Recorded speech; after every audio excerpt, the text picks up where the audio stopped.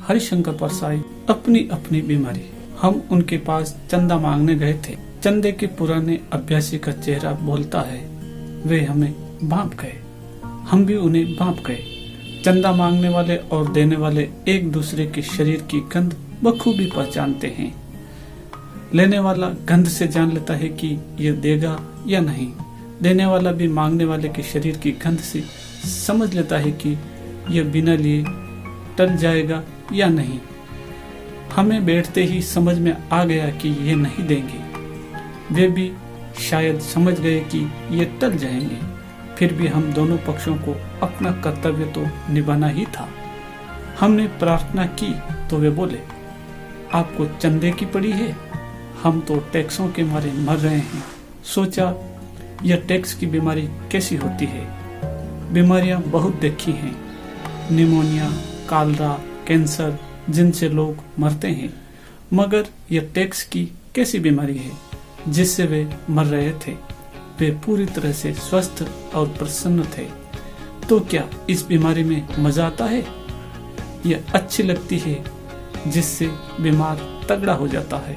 इस बीमारी से मरने में कैसा लगता होगा? अजीब रोग है यह। चिकित्सा विज्ञान में इसका कोई इलाज नहीं है। बड़े से बड़े डॉक्टर को दिखाइए और कहिए यह आदमी टैक्स से मर रहा है, इसके प्राण बचा लीजिए। वह कहेगा इसका हमारे पास कोई इलाज नहीं है। लेकिन इसके भी इलाज करने वाले होते हैं, मगर वे एलोपैथी या होम्योपैथी पढ़े नहीं होते। इसकी चिकित्सा पद्धति अलग है। इस देश में कुछ लोग टैक्स की बीमारी से मरते हैं और काफी लोग भूखमरी से।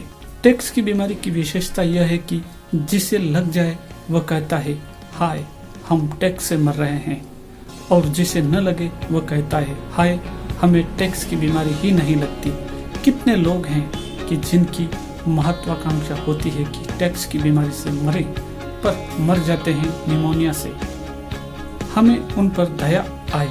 सोचा कहें कि प्रॉपर्टी समेत ये बीमारी हमें दे दीजिए, पर वे नहीं देते।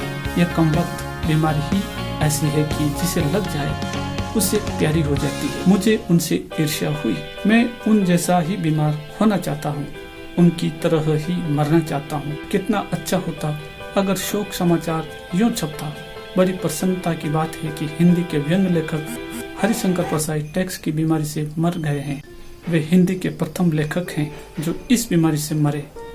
इस घटना से समस्त हिंदी संसार गौरवान्वित है। आशा है आगे भी लेखक इसी बीमारी से मरेंगे, मगर अपने भाग्य में यह कहाँ। अपने भाग्य में तो तुच्छ बीमारियों से मरना लिखा है। उनका दुख देखकर मैं सोचता हूँ दुख भी कैसे कैसे होते हैं। अपना अपना दुख अलग होता है। उनका दुख था कि टैक्स मारे डाल रहे हैं। अपना दुख है कि प्रॉपर्टी नहीं है जिससे अपने को भी टैक्स से मरने का सौभाग्य प्राप्त हो। हम कुल 50 रुपए चंदा न मिलने के दुख में मरे जा रहे थे। मेरे पास एक आदमी आता था जो दूसरों की बेईमानी की बीमारी से मारा जाता था। अपनी बेईमानी प्राण घातक नहीं होती, बल्कि संयम से साथी जाए तो स्वास्थ्य वर्धक होती है। कई पतिव्रताएं दूसरी औरतों के उल्टापन की बीमारियों से परेशान रहती है। वो आदर्श प्रेमी आदमी था। गांधी जी के नाम से चलने वाले किसी प्रतिष्ठान में काम करता था। मेरे पास घंटों बैठता और बताता कि वहाँ कैसी बेईमानी चल रही है। कहता युवावस्था में मैंने अपने को समर्पित कर दिया था।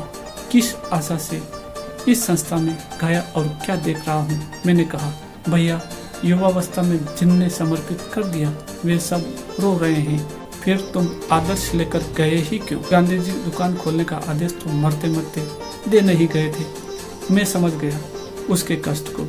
गांधी जी का नाम प्रतिष्ठान में जुड़ा होने के कारण वह बेईमानी नहीं कर पाता था और दूसरों की बेईमानी से बीमार था। अगर प्रतिष्ठान का नाम कुछ और हो जाता तो वह भी औरों जैसा करता और स्वस्थ रहता, मगर गांधी जी ने उसकी जिंदगी बर्बाद की थी।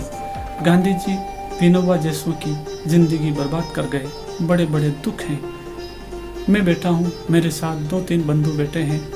मैं दुखी हूँ। मेरा दुख यह है कि मुझे बिजली का 40 रुपए का बिल जमा करना है और मेरे पास इतने रुपए नहीं हैं।